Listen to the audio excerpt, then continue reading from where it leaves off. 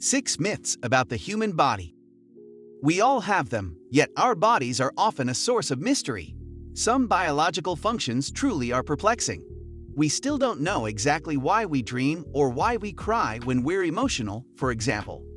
But others have given rise to persistent myths despite decades of debunking by scientists. Here are just a few common beliefs about the human body that you might be surprised aren't true. Myth number 1. We have 5 senses. In the 4th century BCE, Aristotle identified 5, and only 5, senses: sight, smell, taste, hearing, and touch. Over the past 2,000 years, though, we've learned much more about our ability to perceive and process our surroundings. Some researchers have suggested we have 21 or more senses based on the types of receptors contained in our sensory organs.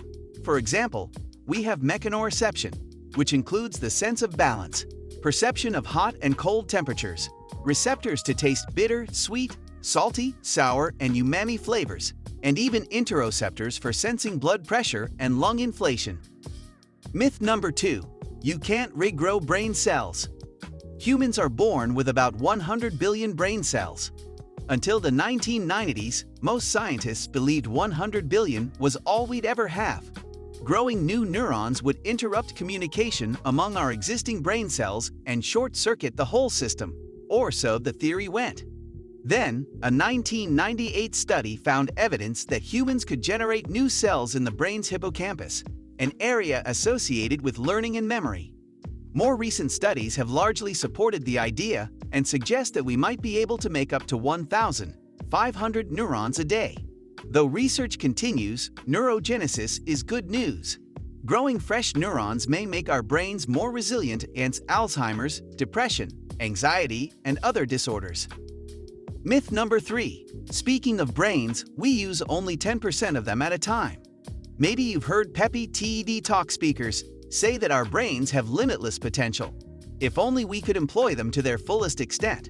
They might have been referring to the myth that we use just 10% of our brain power at a given time. This old chestnut probably grew from a 1907 article for the journal Science by William James, one of the founders of modern psychology. Compared with what we ought to be, we are only half awake. We are making use of only a small part of our possible mental and physical resources, he wrote. Dale Carnegie cited James in How to Win Friends and Influence People, his 1936 self-help bestseller. Eventually, someone, it isn't clear who, claimed we were ignoring 90% of our mental powers, but there's no scientific basis for the belief. Myth number 4. You need to drink 8 glasses of water a day to stay hydrated.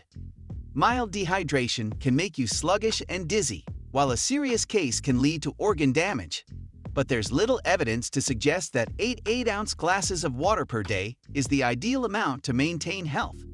This well-known myth likely arose from a 1945 government health bulletin, which claimed that a suitable allowance of water for adults is usually 2.5 liters daily. Most of this quantity is contained in prepared foods.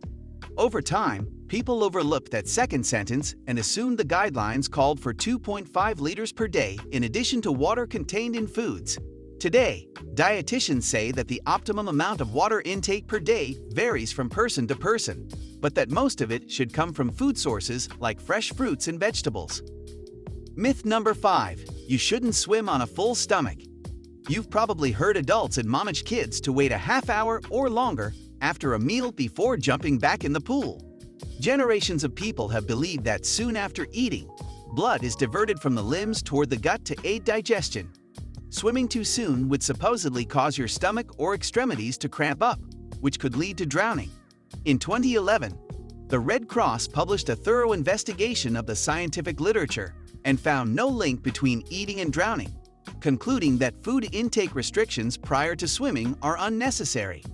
On the other hand, you may want to wait for your lunch to settle before trying that backflip off the diving board.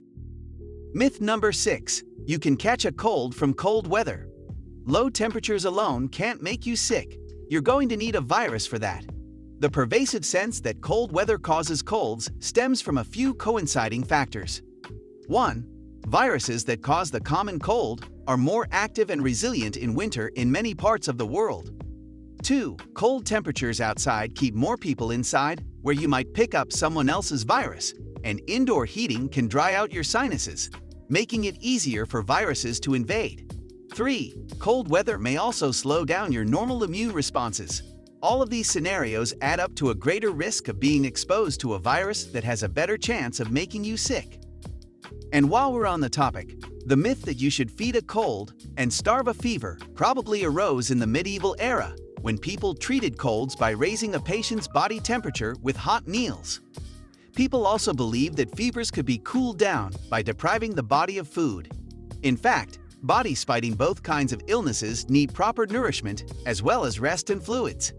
Thanks for watching the video. Please like and subscribe to our channel to watch out more informative videos.